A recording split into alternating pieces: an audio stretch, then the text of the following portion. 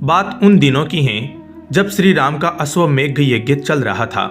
श्री राम के अनुज शत्रुघ्न के नेतृत्व में असंख्य वीरों की सेना सारे प्रदेश को विजित करती जा रही थी, जहां भी यज्ञ का अश्व जा रहा था।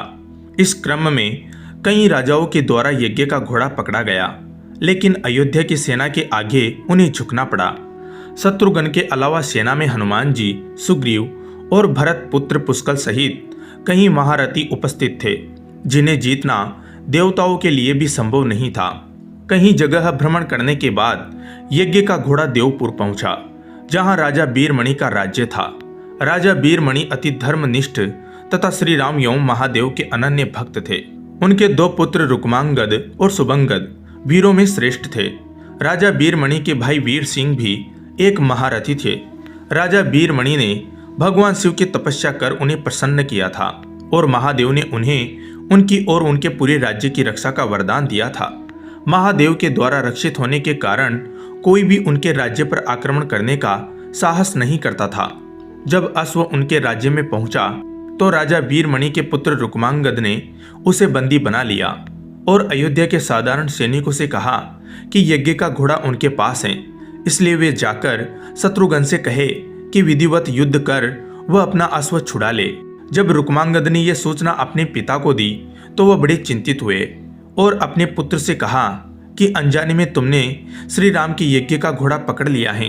श्री राम हमारे मित्र हैं और उनसे शत्रुता करने का कोई औचित्य नहीं है, इसलिए तुम यज्ञ का घोड़ा वापस लौटा आओ। इस पर रुक्मांगद ने कहा, हे पिताश्री, मैंने तो उन्हें युद्ध की चुनौती भी दे दी है, अतः अब उन्हें बिना युद्ध के अश्व लौटाना हमारा और उनका दोनों का अपमान होगा। अब तो जो हो गया है उसे बदला नहीं जा सकता, इसलिए आप मुझे युद्ध की आज्ञा दे। पुत्र की बात सुनकर वीरमणि ने उसे सेना सुसज्जित करने की आज्ञा दे दी। राजा वीरमणि अपने भाई वीर सिंह और अपने दोनों पुत्र रुक्मांगद और सुबांगद के साथ विशाल सेना लेकर युद्ध क्षेत्र में आ गए। इधर जब शत्रुघ्न को सूचना मिली कि उनके यज्ञ का घोड़ा बंदी बना लिया गया है तो वह बहुत क्रोधित हुए एवं अपनी पूरी सेना के साथ युद्ध के लिए युद्ध क्षेत्र में आ गए। उन्होंने पूछा कि उनकी सेना से कौन अश्व को छुड़ाएगा, तो भरत पुत्र पुष्कल ने कहा कि तातश्री, आप चिंता न करें, आपके आशीर्वाद और श्री राम के प्रताप से मैं आज ही इन सभी योद्धाओं को मारकर अश्वों को मुक्त कराता हूँ। वे दोनों इस प्रकार बात कर रहे थे कि पवनसुत हनुमान जी ने कहा, राजा वीरमणि के राज्य पर आक्रमण करना स्वयं परमपिता ब्रह्मा के लिए भी कठिन है, क्योंकि यह नगरी महाकाल द्वारा रक्षित है। अतः उचित यही होगा कि पहले हमें बातचीत द्वारा राजा वीरमणि को समझाना चाहिए, और अगर हम न समझा पाए तो हमें श्री राम को सूचित करना चाहिए। राजा वीरमणि श्री राम का बहुत आदर करते हैं, इसलिए वे उनकी बात नहीं टाल पाएंगे।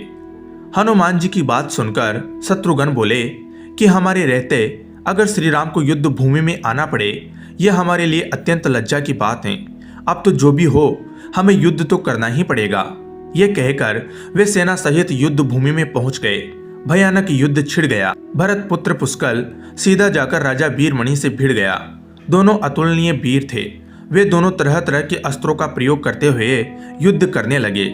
हनुमान जी राजा वीरमणि के भाई महापराक्रमी वीर सिंह से युद्ध करने लगे। रुक्मांगद और सुबांगद ने शत्रुघ्न पर धवा बोल दिया। पुष्कल और वीरमणि में बड़ा घमासान युद्ध हुआ। अंत में पुष्कल ने वीरमणि पर 8 नाराज बाणों से वार किया। इस वार को राजा वीरमणि सह नहीं पाए और मूर्छित होकर अपने रथ पर गिर पड़े। वीर सिंह ने हनुमान जी पर कई अस्त्रों का प्रयोग किया, पर उन्हें कोई हानि न पहुंचा सके। हनुमान जी ने एक विकट पेड़ से वीर सिंह पर वार किया। इससे वीर सिंह रक्त वमन करते हुए मूर्छित हो गए। उधर शत्रुघ्न और राजा वीरमणि के पुत्रों में असाधारण युद्ध चल रहा था। अंत में कोई चारा न देखकर शत्रुघ्न ने दोनों भाइयों को नागपास में बांध लिया। अपनी विजय देखकर शत्रुघ्न की सेना के सभी वीर सिंहनाद करने लगे। उधर राजा वीरमणि की मूर्छा दूर हुई तो उन्होंने देखा कि उनकी सेना हार के कगार पर है। यह देखकर उन्होंने भगवान रुद्र का स्मरण किया। महादेव ने अपने भक्तों को मुसीबत में जानकर वीरभद्र के नेतृत्व में नंदी भृंगी सहित सारे गणों को युद्ध क्षेत्र में भेज दिया। महाकाल के सारे अनुचर उनकी जय जयकार करते हुए अयोध्या की सेना पर टूट पड़े। शत्रुघ्न, हनुमान जी और बाकी योद्धाओं को लगा कि जैसे प्रलय आ गया हो। जब उन्होंने भयानक मुख वाले रुद्रावतार वीरभद्र, नंदी, भृंगी सहित महादेव की सेना देखी तो सारे सैनिक भय से कांप उठे। शत्रुघ्न ने हनुमान जी से कहा कि जिस वीरभद्र ने बात ही बात में दक्ष प्रजापति का मस्तक काट डाला था और जो तेज और समता में स्वयं महाकाल के समान हैं, उन्हें युद्ध में कैसे हराया जा सकता है। यह सुनकर पुष्कल ने कहा, हे तात श्री, आप दुखी न हो, अब तो जो भी हो हमें युद्ध तो करना ही पड़ेगा। यह कहते हुए पुष्कल वीरभद्र से, हनुमान जी नंदी से और शत्रुघ्न भृंगी से जा भिड़े। पुष्कल ने अपने सारे दिव्यास्त्रों का प्रयोग वीरभद्र पर कर दिया, लेकिन वीरभद्र ने बात ही बात में उन्हें काट दिया। उन्होंने पुष्कल से कहा, हे बालक, अभी तुम्हारी आयु मृत्यु को प्राप्त होने की नहीं हुई है, इसलिए युद्ध क्षेत्र से हट जाओ। उसी समय पुष्कल ने वीरभद्र पर शक्ति से प्रहार किया, जो सीधे उनके मर्म स्थान पर जाकर लगा। इसके बाद वीरभद्र ने क्रोध से थर्राते हुए एक त्रिशूल से पुष्कल का मस्तक काट लिया और भयानक सिंहनाद किया। उधर भृंगी आदि गणों ने शत्रुघ्न पर भयानक आक्रमण कर दिया। अंत में भृंगी ने महादेव के दिए पास में शत्रुघ्न को बांध दिया। हनुमान जी अपनी पूरी शक्ति से नंदी से युद्ध कर रहे थे।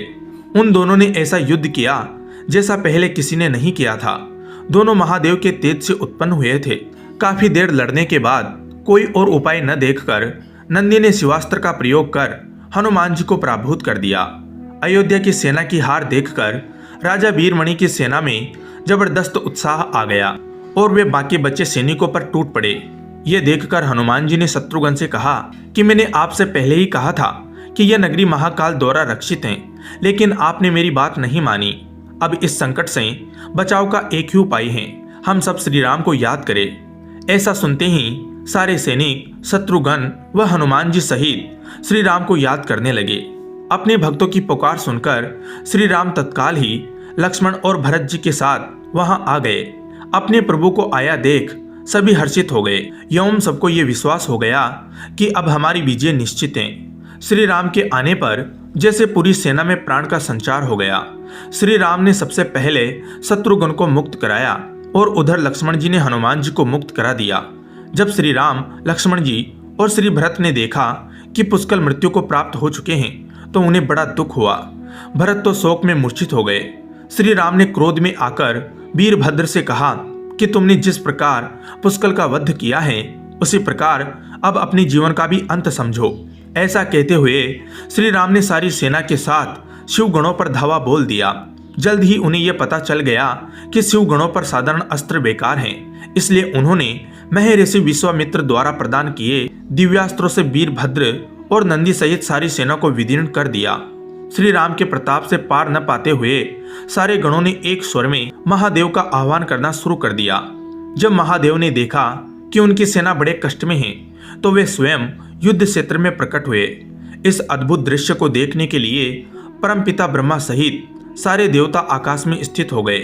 जब महाकाल ने युद्ध क्षेत्र में प्रवेश किया तो उनके तेज से श्री राम की सारी सेना मूर्छित हो गई। जब श्री राम ने देखा कि स्वयं महादेव रणक्षेत्र में आए हैं तो उन्होंने शस्त्र का त्याग कर भगवान रुद्र को दंडवत प्रणाम किया एवं उनकी स्तुति की। उन्होंने महाकाल की स्तुति करते हुए कहा, हे सारे ब्रह्मांड के स्वामी, आपके ही प्रताप से मैंने महापराक्रमी रावण का वध किया। आप स्वयं ज्योतिर्लिंग में रामेश्वरम में पधारे। हमारा जो भी बल है वह भी आपके आशीर्वाद के फलस्वरूप ही है। ये जो अश्वमेघ यज्ञ मैंने किया है वह भी आपकी ही इच्छा से हो रहा है, इसलिए हम पर कृपा करे और इस युद्ध का अंत करे। यह सुनकर भगवान शिव बोले कि हे राम, आप स्वयं विष्णु के रूप हैं, मेरी आपसे युद्ध करने की कोई इच्छा नहीं है। फिर भी चूंकि मैंने अपने भक्त वीरमणि को उसकी रक्षा का वरदान दिया है, इसलिए मैं इस युद्ध से पीछे नहीं हट सकता। अतः संकोच छोड़कर आप युद्ध करें। श्री राम ने इसे महाकाल की आज्ञा मानकर युद्ध करना शुरू किया। दोनों में महान युद्ध छिड़ गया, जिसे देखने देवता लोग आकाश में स्थित हो गए। श्री राम ने अपने सारे दिव्यास्त्रों का प्रयोग महाकाल पर कर दिया, पर उन्हें संतुष्ट नहीं कर सके। अंत में उन्होंने पाशुपतास्त्र का संधान किया और भगवान शिव से बोले कि हे प्रभु, आपने ही मुझे यह वरदान दिया है कि आपके द्वारा प्रदत्त इस अस्त्र से त्रिलोक में कोई पराजित हुए बिना नहीं रह सकता। इसलिए हे महादेव, आपकी ही आज्ञा और इच्छा से मैं इसका प्रयोग आप पर ही करता हूँ। ये कहते हुए श्री राम ने वो महान दिव्यास्त्र भगवान शिव पर चला दिया। वह अस्त्र सीधा महादेव के हृदय स्थल में समा गया और भगवान शिव इससे संतुष्ट हो गए। उन्होंने प्रसन्नता पूर्वक श्री राम से कहा, आपने युद्ध में मुझे संतुष्ट किया है, इसलिए जो इच्छा हो वर मांग ले। इस पर श्री राम ने कहा, हे भगवान, यहाँ इस युद्ध क्षेत्र में भ्राता भरत के पुत्र पुष्कल के साथ असंख्य योद्धा वीर गति को प्राप्त हो गए हैं, उन्हें कृपया जीवनदान दीजिए। महादेव ने मुस्कुराते हुए तथास्तु कहा और पुष्कल समेत दोनों ओर के सारे योद्धाओं को जीवित कर दिया। इसके बाद उनकी आज्ञा से राजा वीरमणि ने यज्ञ का घोड़ा श्री राम को लौटा दिया और अपना राज्य रुक्मांगद को सौंपकर वे भी शत्रुघ्न के साथ आगे चल दिए। जय भोलेनाथ, जय श्री राम। धन्यवाद दोस्तों।